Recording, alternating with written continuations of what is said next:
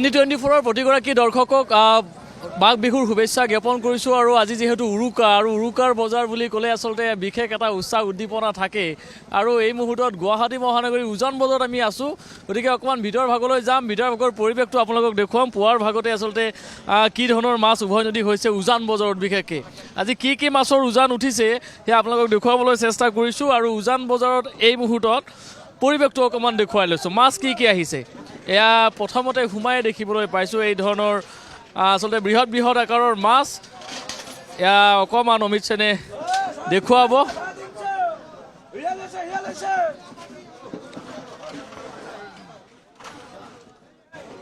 এই ধৰণে এতিয়া উজান বজাৰৰ যিটো পৰিৱেশ সেই পৰিৱেশটো দেখুৱাইছোঁ। 5 কিলো 200 গ্ৰাম, 5 কিলো 200 গ্ৰাম। কি মাছ এইটো দাদা? গ্ৰাছ কাপৰ ওজন 5 কিলো 200 গ্ৰাম এইটো কৈছে। আৰু কিমান ওজন আছে সেয়া চাইছোঁ। কিমান ওজন হায়েষ্ট কিমান ওজন উঠিছে?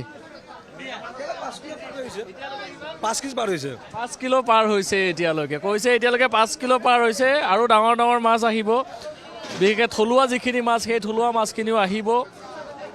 আৰু এই ধৰণৰ এটা পৰিৱেশ এই মুহূৰ্তত উজান বজাৰৰ পৰা সেই পৰিৱেশটো দেখুৱাইছোঁ। বৃহৎ আকাৰৰ মাছ। আৰু মাঘৰ বিহু বুলি ক'লে আচলতে ভোগৰ বিহু।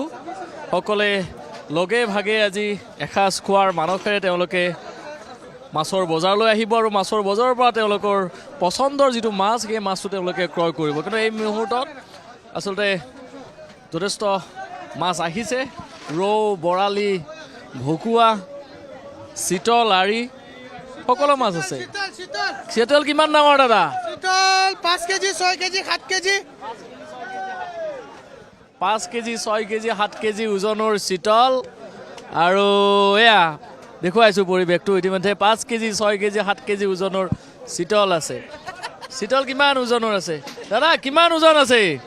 5 kilo 5 kilo 5.5 kilo. মাছটো ক'ৰ মাছ এইটো? হাজো মুকলম হাজোৰ মাছ, হাজো মুকলমৰ মাছ। মাছটো অকণমান থৈ দিয়ক এইটো। আৰু অকণমান উজান বজাৰৰ পৰা আমি সেই পৰিৱেশ দেখুৱাইছোঁ। ইতিমধ্যেই মাছৰ উজান উঠিছে উজান বজাৰত। আৰু আজি মাঘ বিহুৰ উৰুকা, এই ধৰণে মাছৰ বজাৰৰ পৰা আমি সেই পৰিৱেশটো দেখুৱাইছোঁ। বৃহৎ আকাৰৰ ইতিমধ্যেই মাছ আহিছে। গতিকে কি মাছ আহিছে, থলুৱা মাছ যিখিনি আছে, থলুৱা যিখিনি ব্যৱসায়ী আছে তেওঁলোকৰ সৈতে কথা পাতিম। কিন্তু সময় বাগৰি যোৱাৰ লগে লগে ইয়াৰ যিসকল স্থানীয় ব্যক্তিসকল তেওঁলোক আহিব মাছ ক্ৰয় কৰিবলৈ। কিন্তু এই মুহূৰ্তত যিসকল ব্যৱসায়ী আছে সেই ব্যৱসায়ীসকলে ইতিমধ্যে এই মাছসমূহ অন্যান্য স্থানলৈ যাব। 160 হৈছে কওঁ 160 ক'ৰ মাছ ৰাইডু? 160 হৈছে দাদা। 160 টকা। অকণমান আগুৱাই যাওঁ আৰু পৰিৱেশটো দেখুৱাইছোঁ। যথেষ্ট ভিৰ হৈছে, যথেষ্ট ভিৰ উজান বজাৰত। আৰু মাঘৰ বিহুৰ উৰুকাৰ দিনটোতে আচলতে মাছৰ উভৈনদী উজান বজাৰত। প্ৰতিটো বছৰতে এই ধৰণৰ এটা পৰিৱেশৰ সূচনা হয়। উজান বজাৰ বুলি ক'লে এটা বিশেষ দিনৰ সূচনা হয়। কিমান ওজন দাদা মাছ? এইটো কিলো কিমান হ'ব? অকণমান দাঙি দিয়ক না, অকণমান দাঙি দিব মাছটো অকণমান। এয়া এটা বৃহৎ আকাৰৰ মাছ, জীয়া মাছ। এটা জীয়া মাছ দাঙি দিয়ক। জীয়া মাছ আছে, জীয়া মাছ আছে 900 টাকা কিলো, 850 টাকা কিলো যাই আছে। মাছ দাদা মৰিগাঁও। বাহু মাছ। আৰু এই ধৰণে এয়া আচলতে উৰুকাৰ বজাৰ। আৰু মাঘৰ বিহুৰ উৰুকাৰ দিনটোত এই ধৰণৰ পৰিৱেশৰ সূচনা হয় উজান বজাৰ ঘাটত। উজান বজাৰৰ পৰাই ৰাজ্যৰ বিভিন্ন প্ৰান্তলৈ মাছসমূহ যায়। আৰু যিসকল ব্যৱসায়ী আছে এই ব্যৱসায়ীসকলে এতিয়া ইয়াৰ পৰা হোলচেলত তেওঁলোকে ক্ৰয় কৰি এই মাছসমূহ খুচুৰা যিসকল বিক্ৰেতা আছে সেই খুচুৰা বিক্ৰেতাসকলে ইয়াৰ পৰা মাছসমূহ তেওঁলোকে লৈ যাব। এই যে হান্দিসমূহ দেখিছে ইয়াত তেওঁলোকে এই ধৰণে ভৰ্তি কৰি বিভিন্ন স্থানলৈ এই মাছসমূহ তেওঁলোকে বাহনেৰে লৈ যাব। বিভিন্ন স্থানত সেই মাছসমূহ বিক্ৰী কৰিব। অকণমান আগৰ পৰিৱেশটো কি আছে যদি সম্ভৱ হয় অমিত সেনৰ সৈতে আমি অকণমান আগুৱাই যাবলৈ চেষ্টা কৰিছোঁ। কিন্তু যথেষ্ট ভিৰ। আৰু মাছ ক্ৰয় কৰিবলৈ এই ধৰণে ব্যৱসায়ীসকল পুৱাৰ ভাগতে তেওঁলোকে আহিছে। এই স্থানৰ পৰা কিন্তু মই কৈছোঁ যে এই স্থানৰ পৰা যিসকল খুচুৰা বিক্ৰেতা আছে তেওঁলোকে এই স্থানৰ পৰা মাছসমূহ লৈ গৈ অন্যান্য স্থানলৈ তেওঁলোকে সেই মাছসমূহ বিক্ৰীৰ বাবে লৈ যাব। প্ৰতিটো প্ৰান্ততে আচলতে বিশেষকৈ উজান বজাৰ ঘাটৰ পৰা সেই মাছসমূহ যায় আৰু ইয়াতেই বিভিন্ন স্থানৰ পৰা অহা আচলতে যিবোৰ মাছ সেই মাছসমূহ একত্ৰিত কৰি এই স্থানৰ পৰা হোলচেলত লৈ যোৱা হয়।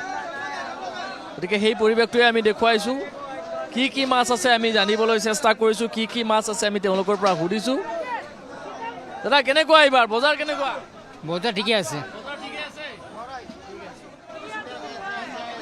এয়া চিতল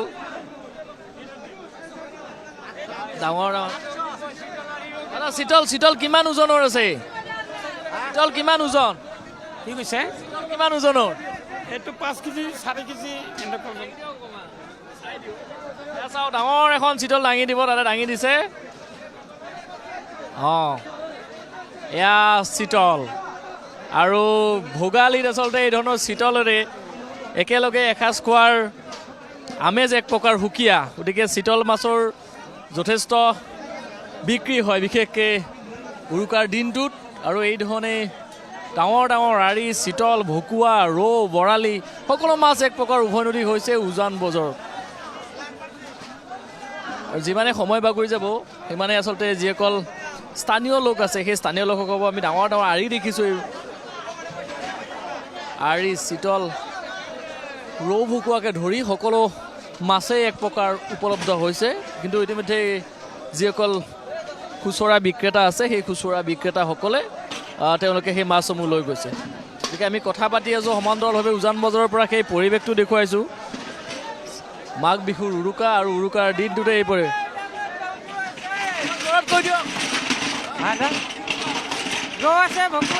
বৰ জঁপিয়াইছে অকণ দাঙি দিয়ক। এইটো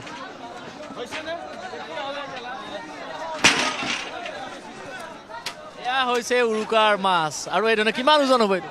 এইটো 3-3.5 কেজি। কিলো কিমান? কেজি 250। মাছটো ক'ৰ হয়? এইটো বৰপেটা। বৰপেটা এতিয়া এইটো এটা সাৰ মাৰা মাছ নেকি? এই ছাৰ এতিয়াতো আমি ক'ব নোৱাৰোঁ ছাৰ। লোকেল মাছ বুলি বিক্ৰী কৰিছে। আৰু বৰপেটাৰ পৰা আহিছে। বৰপেটাৰ পৰা যথেষ্ট মাছ আহে। বৰপেটাৰ পৰা যথেষ্ট মাছ আহে এই উজান বজাৰলৈ। আৰু এইবাৰো সেই ধৰণে বৰপেটাৰ পৰাও যথেষ্ট সংখ্যক মাছ আহিছে। আৰু সেই পৰিৱেশটোৱে আমি দেখুৱাইছোঁ। এয়া উৰুকাৰ পুৱা এই ধৰণৰ এটা পৰিৱেশ উজান বজাৰ ঘাটত। এই ধৰণে মাছ ক্ৰয় কৰিবলৈও গ্ৰাহকসকল আহিছে। আমি যিসকল গ্ৰাহক আহিছে তেওঁলোকৰ সৈতে কথা পাতিম, কিন্তু তাৰ পূৰ্বে আমি সেই পৰিৱেশটো দেখুৱাই লৈছোঁ দৰ্শকসকলক। আৰু এই ধৰণৰ পৰিৱেশৰ ইতিমধ্যেই সূচনা হৈছে উজান বজাৰত। যথেষ্ট ডাঙৰ ডাঙৰ আচলতে চিতল হৈছে। গতিকে অকণমান যিসকল লোক আছে তেওঁলোকৰ সৈতে কথা পাতিম, কিন্তু পুনতে এই পৰিৱেশটো দেখুৱাইছোঁ। কেনেকুৱা মাছৰ দাম কেনেকুৱা এইবাৰ? মাছৰ দামটো ঠিকে আছে, বৰ্তমান 650 কৰি যাই আছে এতিয়া। ৰাইজকে গৈ আছে। ক'ৰ পৰা আহিছে এইবাৰ? মাছটো আপোনাৰ মৰিগাঁৱৰ পৰা আহিছে, নগাঁৱৰ পৰা আহিছে। মৰিগাঁও নগাঁৱৰ পৰা আহিছে মাছবোৰ আহিছে। আৰু এই ধৰণে মাঘৰ বিহুৰ শুভেচ্ছা জনাইছোঁ। দাদা কেনেকুৱা এইবাৰ পৰিৱেশটো কেনেকুৱা পাইছে? পৰিৱেশটো বহুত ভিৰ। পৰিৱেশটো আৰু প্ৰত্যেক বছৰৰ নিচিনা ভিৰ হয়। এইবাৰো বহুত ভিৰ হৈছে। একচুৱেলি জেগাটো সৰু হৈ গ'ল আমাৰ উজান বজাৰ আগতকৈ। বহুত সৰু হৈ গ'ল জেগাটো, সেইকাৰণে বহুত বেছি ভিৰ আৰু বহুত ডাঙৰ বজাৰ আৰু বহুত নানান ধৰণৰ মাছ, ডাঙৰ ডাঙৰ মাছ আপোনালোকে চাওক। আৰু সকলো অসমবাসীক ভোগালী বিহুৰ শুভেচ্ছা জনালোঁ। আৰু ক'ৰ পৰা মাছ আহিছে? আগৰ তুলনাত অকণমান সংখ্যাটো কমিছে নেকি গ্ৰাহকৰ সংখ্যাটো ইয়াত? একচুৱেলি সময়টো যেনেকৈ হৈছে গ্ৰাহকৰ সংখ্যা বাঢ়িব। একচুৱেলি চববিলাক হ'লচেল হৈ আছেতো এতিয়া। ৰিটেইলাৰবিলাক আহিব, লাহে লাহে আহিব, গোটেইখিনি আহিব গোটেইখিনি। আৰু মাছ নগাঁও, মৰিগাঁও, বৰপেটা, বাহিৰৰ পৰাও মাছ আহিছে, বহুত বাহিৰৰ পৰা হৈছে। ৱেষ্ট বেংগলৰ পৰা মাছ আহে। ৱেষ্ট বেংগল আগতে নাছিলে, এতিয়া ৱেষ্ট বেংগলৰ পৰা বহুত মাছ অহা হ'ল। মানে আমাৰ থলুৱা মাছৰ হেৰিটো কমিছে নেকি? অকণমান চাহিদাটো কমিছে নেকি? থলুৱা মাছ যিখিনি আগতে উজান বজাৰত আহিছিলে সেইখিনি অকণমান কমিছে নেকি? থলুৱা মাছৰ চাহিদাটো কমিছে, অলপমান কমিছে। ৱেষ্ট বেংগলৰ পৰা সেইকাৰণে বহুত মাছ আহি আছে। যোনটো মাছ আমি অসমে চাপ'জ আগতে যিমান কনজিউম কৰিছিলোঁ, এতিয়া লগাতকৈ বেছি মাছ কনজিউম কৰি আছোঁ। সেইকাৰণে আমাৰ অসমে মানে মাছটো প্ৰডিউচ কৰিব পৰা নাই, সেইকাৰণে বাহিৰৰ পৰা মাছটো আহি আছে। সেইটোৱে আৰু সেইটোৱে যে অসমত যি থলুৱা মাছৰ চাহিদা সেয়া যথেষ্ট ইতিমধ্যে কমিছে, যাৰ কাৰণে বহিৰাজ্যৰ যি মাছ সেই মাছে বজাৰ দখল কৰিছে। আৰু সেই পৰিৱেশটোৱে দেখুৱাইছোঁ ইতিমধ্যে কেনেকুৱা কি ক'ব প্ৰথমতে শুভেচ্ছা জনাইছোঁ মাঘৰ বিহুৰ প্ৰথমটো উৰুকাৰ ৰাতিপুৱাই আচলতে আপোনালোকে আহিছে গতিকে কেনেকুৱা পৰিৱেশটো উৰুকাৰ পুৱাই আচলতে আপোনালোকলৈও আমি মাঘৰ বিহুৰ শুভেচ্ছা জ্ঞাপন কৰিছোঁ আৰু অসমবাসী ৰাইজলৈও মাঘৰ বিহুৰ শুভেচ্ছা জ্ঞাপন কৰিছোঁ আচলতে খুব ভাল লাগিছে যিহেতু আপোনালোকে জানে উজান বজাৰখন হৈছে ঐতিহ্যমণ্ডিত এখন মাছৰ বজাৰ এই বজাৰৰ যিটো আচলতে গৌৰৱময় যাত্ৰা এই যাত্ৰাত মানুহৰ যি আজি প্ৰায় 3মান বজাতে মই আহিছোঁ মই যিহেতু ঘৰ শিৱসাগৰ আচলতে চাবলৈ আহিছিলোঁ মাছৰ বজাৰখন কেনেকুৱা ধৰণৰ মাছ কিনিম বুলিও কিন্তু খুব আনন্দ লাগিছে যে মানুহৰ যিটো আচলতে ভোগালী বিহু বুলি ক'লে যিটো আচলতে মাছ খোৱাৰ হেঁপাহ সেই হেঁপাহটো আচলতে আমি ইয়াত দেখিবলৈ পাইছোঁ আৰু ইয়ে আচলতে মাছৰ বজাৰখনক জনপ্ৰিয় কৰাৰ লগতে মই ভাবোঁ যে অসমবাসী ৰাইজেও আজি উৰুকাৰ প্ৰথমটো পোৱা এই মাছৰ তেজেৰে আচলতে ঘৰখনৰ যিটো খাদ্যৰ তৃপ্তি আচলতে ভোগালী বুলি ক'লে ভোগৰ উৎসৱ এই ভোগৰ উৎসৱ এই মাছেৰে উজান বজাৰ মাছেৰে আচলতে মানে খানাটো আজি খুব আনন্দময় কৰি তুলিব 2025 বৰ্ষটো যথেষ্ট অভিভপ্ত হ'ল আমি বহু কেইগৰাকী প্ৰাণৰ আচলতে শিল্পীক আমি হেৰুৱাব লগা হ'ল জুবিনদাৰ পৰা আৰম্ভ কৰি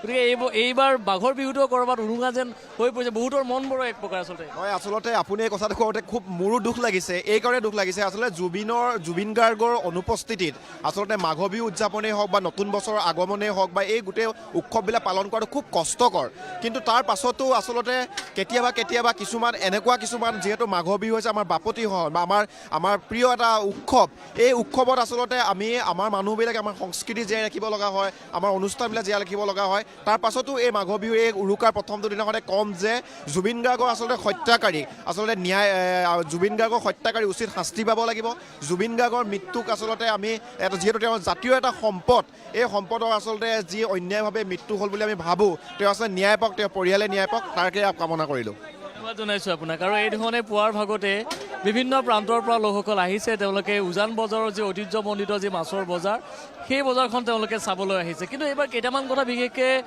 মন কৰিবলগীয়া যে চাহিদা এক প্ৰকাৰ থলুৱা মাছৰ যিটো চাহিদা সেই চাহিদা কিন্তু যথেষ্ট ইতিমধ্যে কমিছে গতিকে সেইধৰণে উৎপাদন কমিছে চাহিদা বাঢ়িছে কিন্তু উৎপাদন যথেষ্ট ইতিমধ্যে কমা বুলি তেওঁলোকে কৈছে যে উৎপাদন কমাৰ লগে লগে এই মাছৰ আচলতে যিসমূহ চাহিদা পূৰণ কৰিব লাগিছিলে সেই চাহিদাসমূহ ক'ৰবাত পূৰণ কৰিব পৰা হোৱা নাই কিন্তু এই ধৰণে এতিয়া মাছৰ বজাৰত বহিৰাজ্যৰ যি মাছ সেই মাছ এক প্ৰকাৰ উভৈনদী হৈছে কিন্তু অসমৰ ক্ষেত্ৰত অসমৰ যিসকল মীন পালক আছে সেই মীন পালকে ক'ৰবাত নহয় ক'ৰবাত অসমৰ মাছৰ চাহিদা পূৰণ কৰিব পৰা নাই নেকি সেই ধৰণৰ কিছু প্ৰশ্নৰ উদ্বেগ ঘটিছে গতিকে উৎপাদন কমি যোৱাৰ লগে লগে আচলতে এক প্ৰকাৰ এই ধৰণেই যথেষ্টখিনি বহিৰাজ্যৰ যিসকল ব্যৱসায়ী আছে তেওঁলোক যথেষ্ট উপকৃত হৈছে গতিকে যি কি নহওক আজি মাঘৰ বিহুৰ উৰুকাৰ ৰাতিপুৱাই এই ধৰণে বৃহৎ আকাৰৰ মাছ ইতিমধ্যে উভৈনদী হৈছে মই ইয়াত দেখিছোঁ যথেষ্ট বৃহৎ আকাৰৰ মাছ গতিকে এই যিখিনি আছে সেই মাছখিনি অকণমান দেখুৱাবলৈ চেষ্টা কৰিছোঁ এইফালে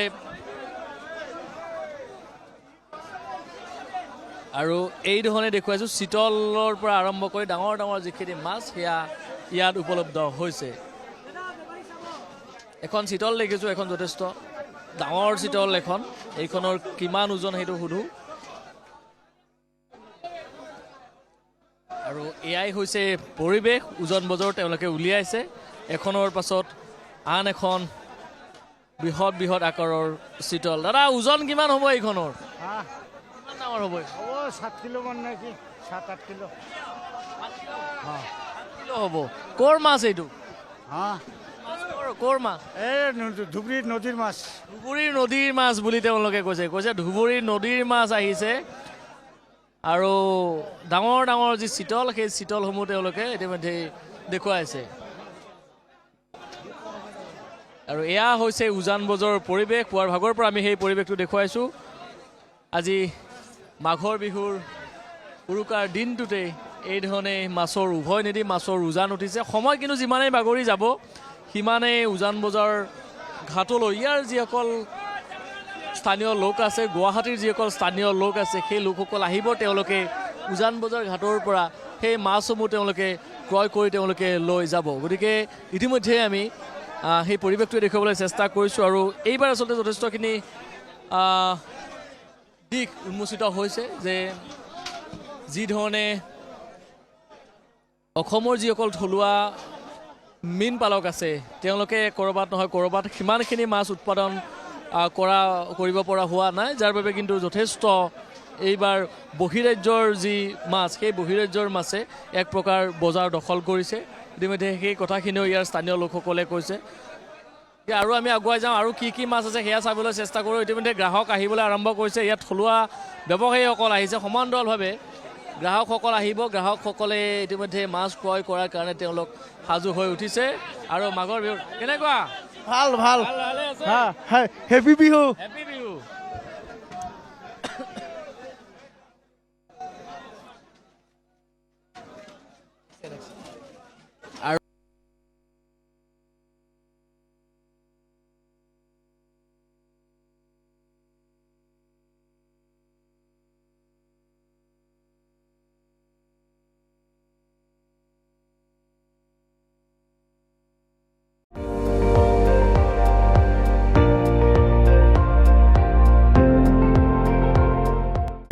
আপুনি চাই আছে ND24 সৰ্বশ্ৰেষ্ঠ নহয় সৰ্বোত্তমৰ দৌৰা